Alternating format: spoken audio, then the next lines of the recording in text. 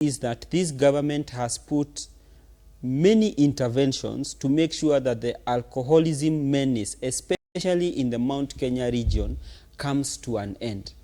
And I'll tell you, Ragado, for every 3 homes in Mount Kenya, 2 are adversely affected by the issue of alcoholism. And I can tell you it's such a big menace that I do not see us sustaining our population, especially those of us who come from Mount Kenya, in the foreseeable future. And I am glad that the government has taken a few interventions to curb the same. But I was reading something very interesting this morning, and I realized that the more the world goes around, the more things remain the same. In the 1850s towards late 1930s, the US, the biggest economy, undertook measures such as the one the government of Kenya is undertaking. And you might be aware that that cost President Herbert, he became one-term presidency because of enacting legislation to curb illicit brew in the US.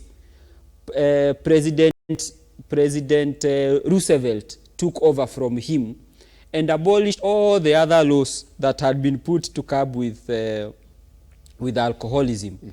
And why am I giving this analogy? Because even as we fight alcoholism, we need to borrow from other regions on what has worked and what has backfired and put it into a Kenyan context so that we win this war on alcoholism. Because I can tell you, it's a big menace to our people, and it's a menace that needs to be done away with. Now, I was bringing that because my colleague here talks about the Kenyan government not being serious with regard to the fight for illicit brew.